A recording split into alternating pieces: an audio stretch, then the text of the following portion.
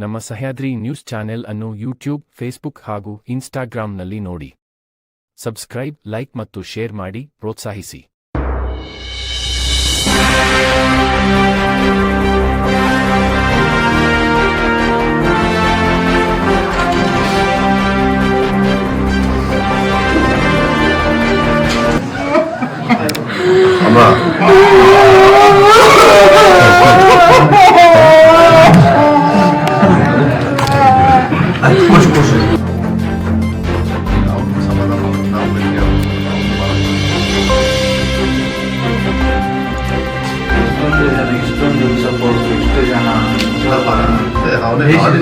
ಸ್ನೇಹಿತರು, ಪಕ್ಷದ ವತಿಯಿಂದ, ಸರ್ಕಾರದ ವತಿಯಿಂದ ನಮ್ಮ ಇಲಾಖೆಯವರು ಎಲ್ಲರೂ ಕೂಡ ಏನಿವತ್ತು ನಮ್ಮ ಮಂಜುನಾಥ್ ಅವರು ಏರ್ಫೋರ್ಸಲ್ಲಿ ಟ್ರೈನರ್ ಆಗಿ ಮೊನ್ನೆ ಅವ್ರನ್ನ ಕಳ್ಕೊಳ್ತಕ್ಕಂಥ ಒಂದು ಸಂದರ್ಭ ಇಲ್ಲಿ ಸೃಷ್ಟಿಯಾಯಿತು.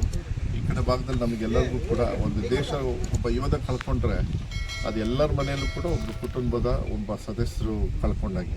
ಅದು ಇಲ್ಲೂ ಕೂಡ ಅವರಿಗೆ ಸಾಂತ್ವನ ಹೇಳೋದಕ್ಕೆ ಅದು ಬರೋದು ಹೋಗೋದು ಅದಿದ್ದೇ ಇರ್ತದೆ. ಆದರೆ ಆ ಜಾಗ ತುಂಬತಕ್ಕಂಥದ್ದು ಭಾಳ ಕಷ್ಟ ಆಗ್ತದೆ. ಇವತ್ತು ಅವ್ರ ಸೇವೆಯನ್ನು ನಾವೆಲ್ಲ ನೆನ್ಕೊಳ್ಬೇಕು. ಮತ್ತು ಅವ್ರು ಓದಿರ್ತಕ್ಕಂಥ ಈ ಏನು ಗ್ರಾಮ ಇದೆ, ಅವ್ರ ಸ್ಕೂಲ್ ಇದೆ, ಇಲಾಖೆಯಿಂದ ಒಂದು ಕಡೆಗೆ ನಾವು ಮಾಡ್ತೇವೆ. ಅವ್ರಿಗೂ ಧೈರ್ಯ. ಮೊನ್ನೆ ನಾನು ಬರೋಕ್ಕಾಗಲಿಲ್ಲ, ಯಾಕೆ ನಾನು ಹೊರದೇಶದಲ್ಲಿದ್ದೆ.